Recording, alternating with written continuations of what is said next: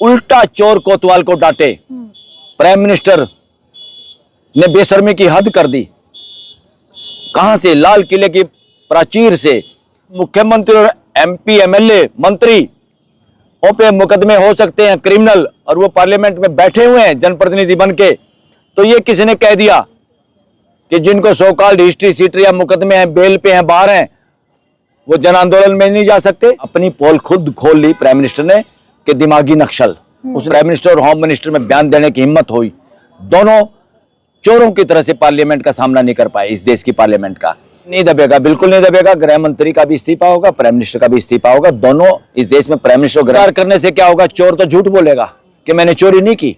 ये तो अदालत को देखना है, दूसरी साइड के वकीलों को। मिस्टर शर्मा ने एफिडेविट दिया है पुलिस डिपार्टमेंट की तरफ से।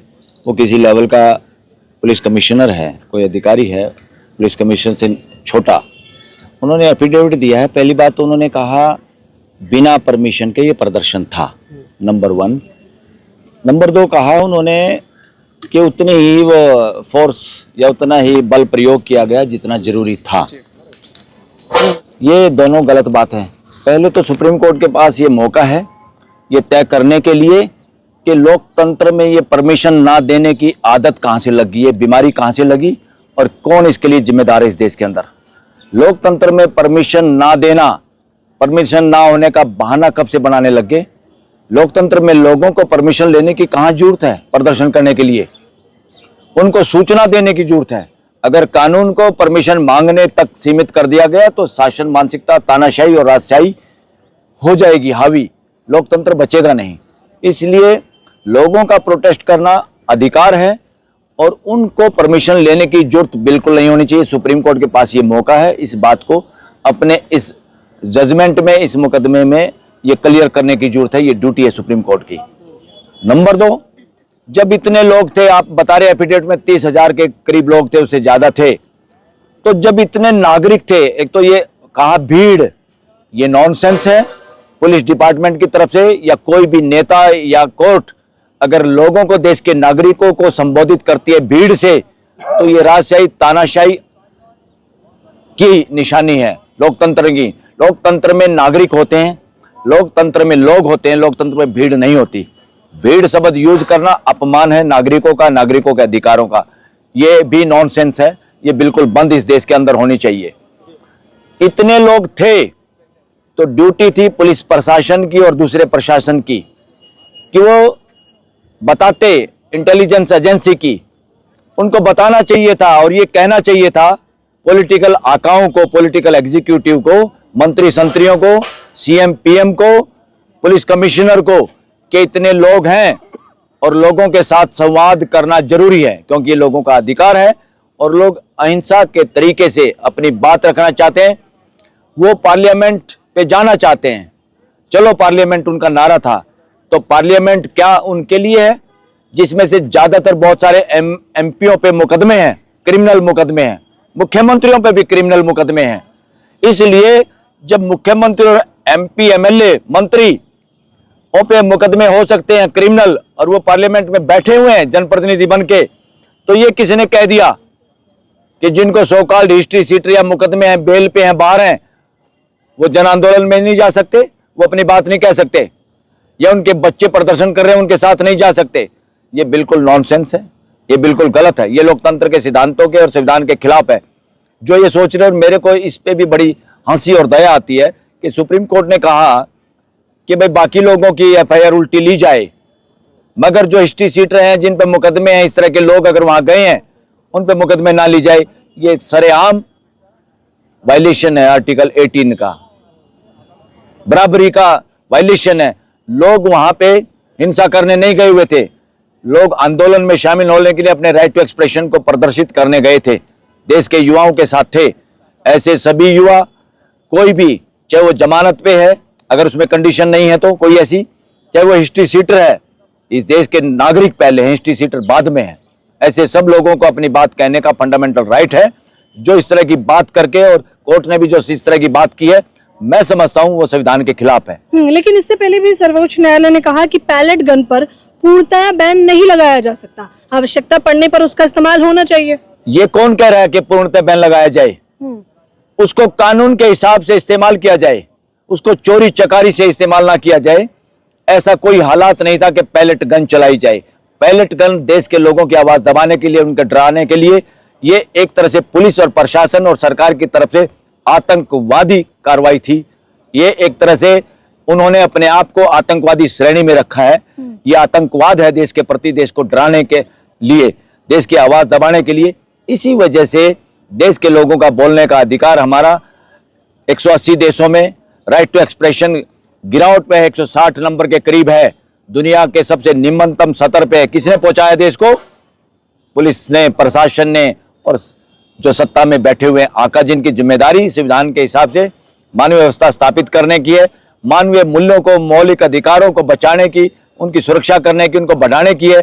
वो लोग देश में को डराने में लगे हुए हैं। अगर इस कार्रवाई को कानूनी दृष्टि से मैं देखूं तो यूएपीए के दोषी हैं ये लोग। यूएपीए के दोषी कौन है? जो बिना कानून के हिंसा करते हैं, बिना कानून के डराने की कोशिश करते हैं देश को, और बिना कानून और षड्यंत्र और सत्ता में बने रहने के लिए जिन्होंने पैलेट गन चलाने के आदेश दिए। अगर ये पुलिस का एफिडेविट सही होता, हम मान लेते। अगर इस देश के प्राइम मिनिस्टर और होम मिनिस्टर में बयान देने की हिम्मत हुई, दोनों चोरों की तरह से पार्लियामेंट का सामना नहीं कर पाए, इस देश की पार्लियामेंट का। और दूसरा, अभी वो बाद में चलो बात कर लेंगे, उल्टा चोर कोतवाल को डांटे।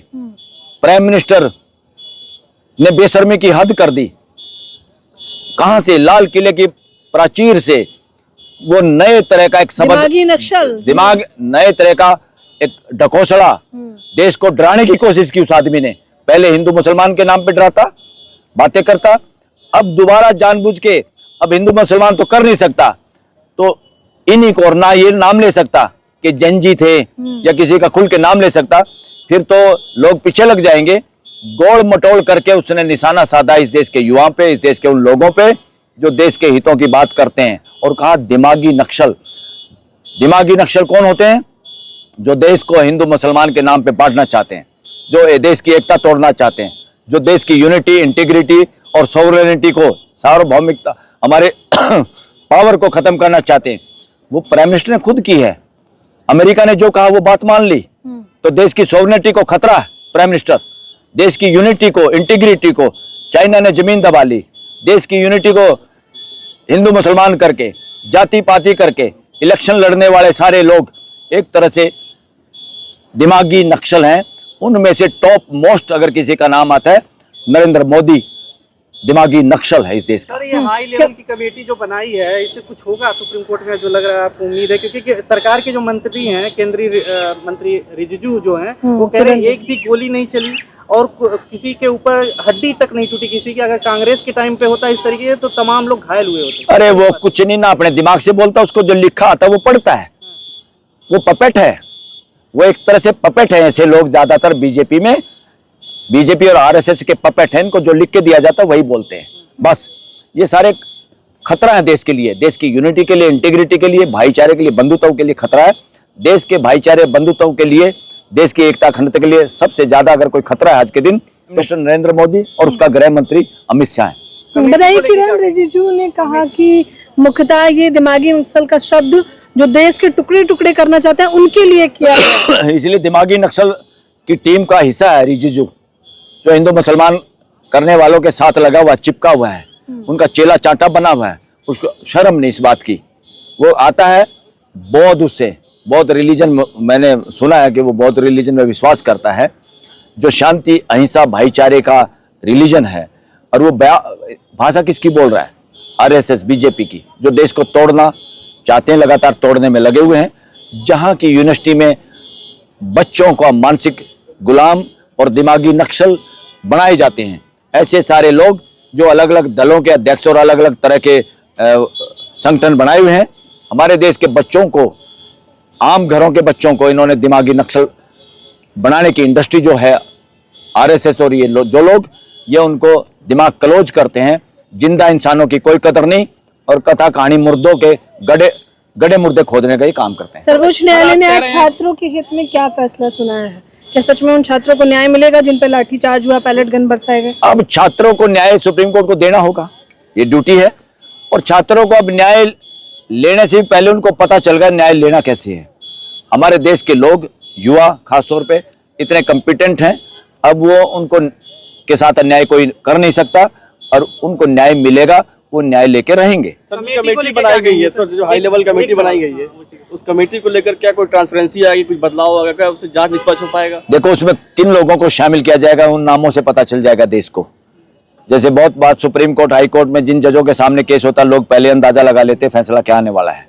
कमेटी में भी पता चलेगा ईमानदार लोग हैं या पपेट लोग भरे जाएंगे, वो पता चल जाएगा, देश के सामने आ जाएगी बात।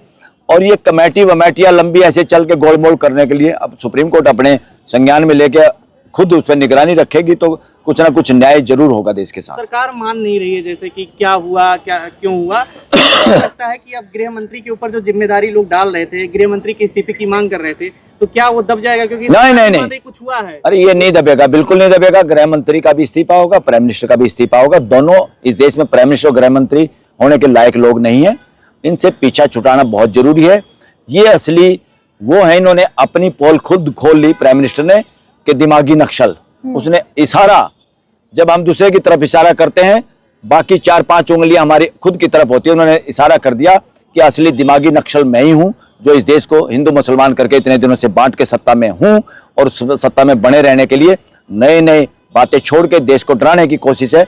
देश को ये डराने की, ये युवा जो हैं, ये जो लोग बोलते हैं खुल के, ये देश के दुश्मन हैं और ये आपके लिए खतरा है। ये लोगों में गलत मैसेज, ये डराने की भाषा है।